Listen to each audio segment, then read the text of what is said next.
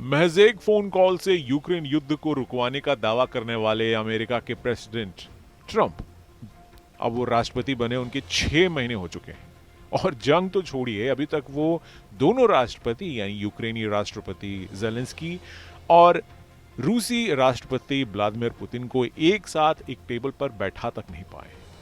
Trump को समझ आ गया है कि इस जंग को खत्म करना कितना मुश्किल है और अब वो उसी पुराने फॉर्मूले पर वापस चले गए हैं जिसका पूर्व राष्ट्रपति बाइडेन पालन कर रहे थे, यानी यूक्रेन को अधिक से अधिक हथियार देना और रूस पर पाबंदी लगाना और उसकी इकोनॉमी को कमजोर करना। रूसी इकोनॉमी को कमजोर करने के लिए ट्रंप अब रूसी तेल को अपना निशाना बना रहे हैं, जिसका सबसे बड़ा खरीदार भारत और चीन है। अमेरिकी ट्रेजरी सेक्रेटरी स्कॉट बेसेंट ने कहा है कि रूस की अर्थव्यवस्था को तबाह करना अमेरिका का लक्ष्य है। उन्होंने सुझाव दिया कि अगर अमेरिका और यूरोपीय संघ मिलकर रूस से तेल खरीदने वाले देशों पर प्रतिबंध लगाते हैं तो रूसी अर्थव्यवस्था ध्वस्त हो जाएगी, जिससे पुतिन बातचीत के लिए तैयार हो सकते हैं। स्कॉट बेसेंट ने एनबीसी न्यूज को दिए एक इंटरव्यू में कहा कि राष्ट्रपति डोनाल्ड ट्रंप और उपराष्ट्रपति जेडी वेंस ने यूरोपीय आयोग के अध्यक्ष उर्सुला वॉन डेर लेयन के साथ एक बहुत ही सार्थक बातचीत की। शुक्रवार को कॉल पर यह बातचीत की गई और उन्होंने चर्चा की कि रूस पर अधिक दबाव बनाने के लिए अमेरिका और यूरोपीय संघ यानी ईयू क्या कर सकते हैं। भारत को रूसी तेल खरीदने से डिस्करेज करने के लिए प्रशासन ने पहले घोषित 25% के अलावा रूसी तेल की खरीद के लिए भारत पर 25% अतिरिक्त टैरिफ लगाया है। 27 अगस्त से भारत पर लगाया गया कुल टैरिफ 50% हो गया है।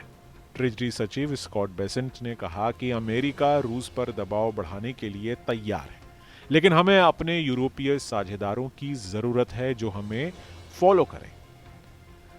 अब हम इस दौड़ में हैं कि यूक्रेनी सेना कितनी देर तक टिक सकती है और रूसी अर्थव्यवस्था कितनी देर तक टिक सकती है। बेसेंट और व्यापार सलाहकार पीटर नवारो सहित ट्रंप प्रशासन के कई अधिकारियों ने कहा कि भारत रूस से तेल खरीदकर यूक्रेन में रूस के जंग को एक तरह से फंडिंग कर रहा है। वहीं भारत ने अमेरिका द्वारा लगाए गए टैरिफ को अनुचित बताया। रूस से कच्चा तेल खरीदने पर बचाव करते हुए भारत ये कहता रहा है कि उसकी ऊर्जा खरीद उसकी अपनी जरूरत के हिसाब से है।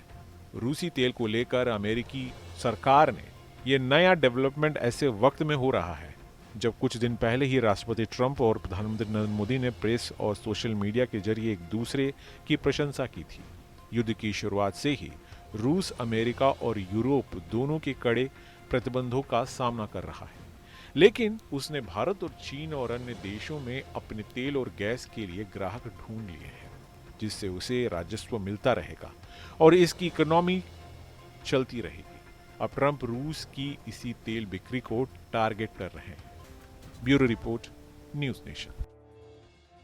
जहां भक्ति है हर शब्द में, कथाओं में छुपे हैं दिव्य रहस्य और ज्योतिष देता है जीवन को दिशा। धर्म से जुड़ी हर बातों को जानने के लिए हमारे चैनल स्तुति को सब्सक्राइब करें।